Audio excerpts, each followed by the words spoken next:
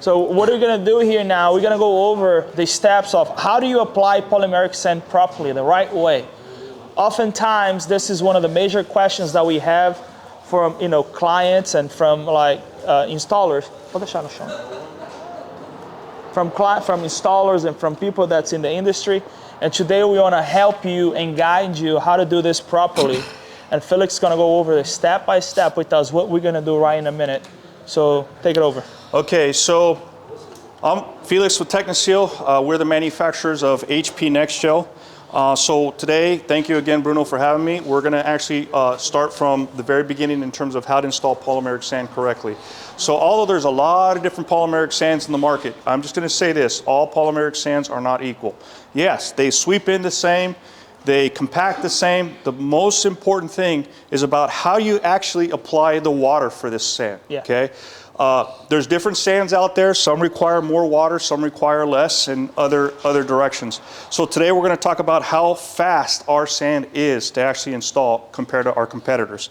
The other biggest benefit with this technology, it's called HP NextGel. So the big difference on why ours takes less water and it's much easier to install is all the polymers, which is the binders, which actually makes the sand hard, are encapsulated in one gel capsule, making it much more homogeneous. So when you're sweeping it over the surface, none of the actual the sand will separate, so it doesn't get stuck in the pores. So when you sweep our sand in, the only dust you're going to see is the actual aggregate dust only. So it makes it very simple of blowing off, and the aggregate actually allows the water to actually filtrate, go down in the joint, giving you a strong bond in terms of an activation, okay? So we're gonna go ahead and open up a bag, and we're gonna go ahead and spray. So this area is about 50 square feet. So one of these bags for something like this is probably gonna get you anywhere from 80 to 100 square feet per bag. Depending on the pavers, right? Depends on the size of the gap and all that. Yes. Felix, why don't you just explain for people what is a polymeric sand? Some people don't even know what this is. So,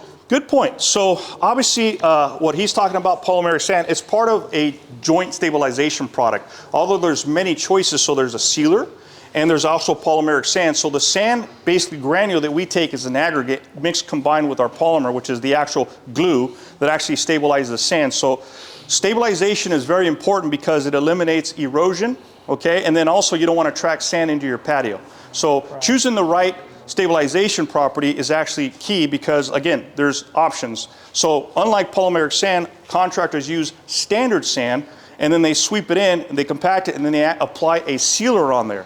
So most sealers today actually also has a liquid adhesive in it that actually goes into the joints and makes the sand hard. Polymeric sand is all designed for a joint consolidation, and basically it makes the sand hard so it doesn't go anywhere. So there's nothing that you need to do afterwards other than applying water, okay? So when you use a liquid stabilizing sealer, when contractors seal the surface, very little actually gets into the joint. Well, polymeric sands the entire joint, and when you actually use the water, your whole joint is actually saturated and it becomes hard when it dries.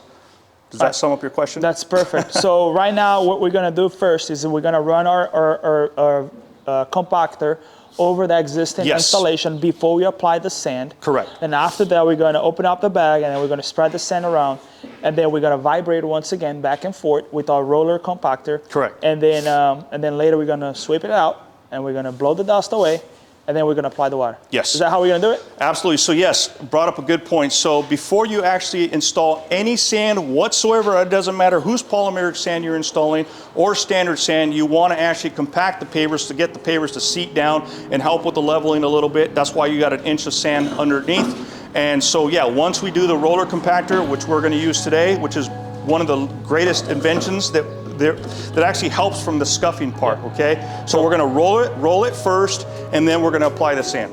All right.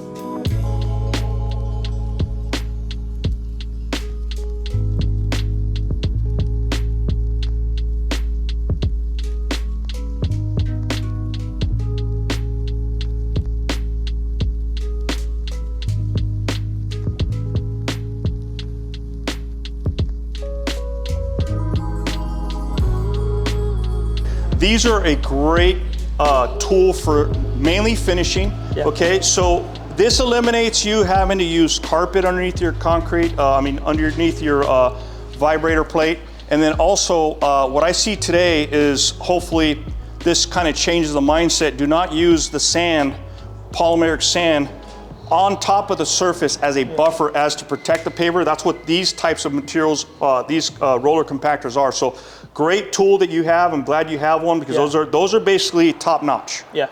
So first step is roller. Now everything's nice and even. I can see it here. It got way better than what it was. Let's use the sand now and see what's happening. And the other, like I said, the other biggest benefit is this is when you're using large slabs, it will not crack. It won't crack your slabs. And when you're actually compacting large slabs, they're not going to really go down. So you have the ability to turn this down a little bit because you could still roll it. Normal plate compactors, you turn it down, it's not going to move. That's right.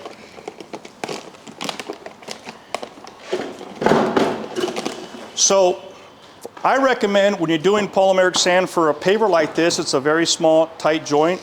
Instead of just opening up a bunch of sand in one area, I recommend starting with a bag. Have your crew start with a bag every 100 square feet, okay? It's easier to carry a bag on your shoulder than pushing sand from over there all the way over here. Yep. Okay. Save time. Open up a bag every 100 square feet, and you're gonna see. And then once you spread that bag every 100 square feet, you should have very little sand on the surface left, and then you're going to run your compactor. You don't leave a lot of sand on the surface because if not, these compactors don't work as well.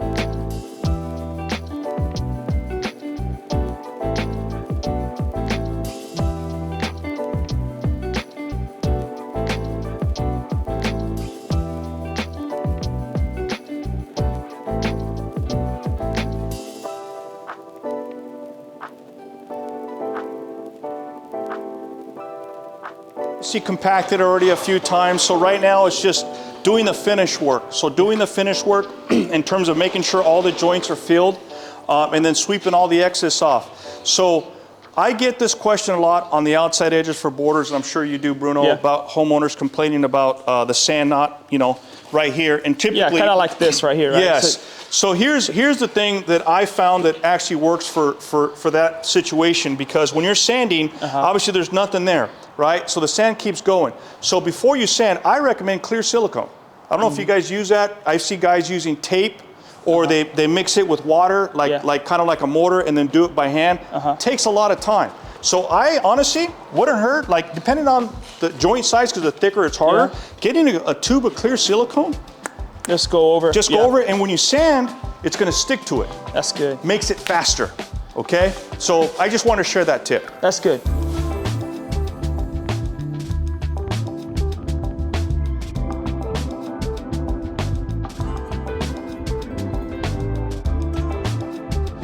As far as the joint height, obviously we have not blew anything off yet, but see, if you could see how this bevel edge is here, we don't want to leave the sand flush, okay? Because you want to make sure that you show the paver design. This bevel chamfer was not designed to be flush, okay? This type of paver is not designed to have the sand flush, okay? So just make sure that before you so that would be the original. What's the final sand level? I would say it's pretty close to that now. Obviously, we gotta blow it off here. Right. The other thing is, if there's a question with the contractor or a homeowner, we actually have that here on the bag as far as the height, which is very important because polymeric sand really has no abrasive strength, only compressive strength. Okay. So if you have the sand too high, people walk dragging their feet, right? So they're gonna drag sand. The friction's going to take the sand off, and so it's very important to make sure that you actually have your homeowner understand of the proper sand level, because here's the other thing. Pavers are designed to flex, right? So if you have the sand flush and the pavers slightly move, it's gonna blow off that sand on top, okay? So very important. Yeah. So right now we're gonna blow the dust. Yep. Does this look clean to you? It looks pretty good. I can get the rest with the blower. All right, great.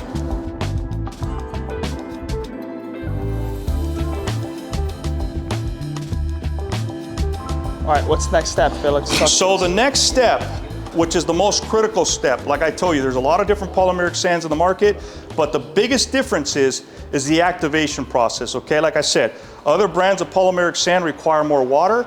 I want to say ours require the less water to get you in and out of the job faster, okay? So before we start, we're going to define the lowest point of the job. Let's pretend this is a driveway and this is the bottom of the slope. Obviously, this is a small section, so normally when you start, you're going to start at the lowest point, define approximately 200 square foot of an area, because this is a standard tight joint paver. And the other critical part, guys, is type of water nozzle, okay? You want to make sure you use a shower nozzle that has a shower setting. So it's not those gray pistols or those ones that actually, or a thumb on the water hose and make it rain. That's not how you do it. You want to have a shower nozzle very similar to that, okay? So now we're going to start at the lowest point, which is the bottom of the driveway. So again, for this type of paver, it's going to roughly be 200 square feet section. So the first one is 15 seconds, okay? 10 to 15 seconds just to set the sand, okay? Oh, he turned it up a little bit. Okay, 200 square feet, we're going to give it a 10 to 15 second shower, but again, this is a lot smaller, so I'm going to give it one pass, okay? So this is all I'm going to do for the first pass, just a quick even pass just like this.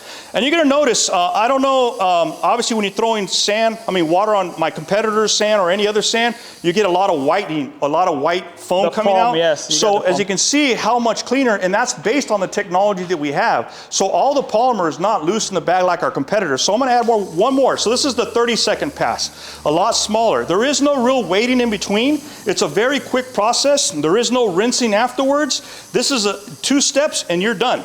So this last pass is, obviously you can see it's a little bit smaller, a little bit slower, and that's it. And the reason why I went a little bit more on that outside edge, because generally the gap's a little bit wider. But that's all you need, okay? Now, if this was a textured paver, you would have a lot of dimples. I would take a blower on idle and move a little bit of that water into the joints to avoid any type of staining whatsoever. But normally, after this, I go on to my next section. So you want to wet your first section completely, the first 15 seconds, and then 30 seconds, then move on. Now, if you got a bigger joint, right, do the same 200 square feet, and then you can add another 15 seconds after that, and then check with a key in a couple spots to make sure that the sand's fully saturated, because that's all the water you need, is that you're just trying to saturate the joint. There is no washing, there is no rinsing, you are done. This is it, right? This is it.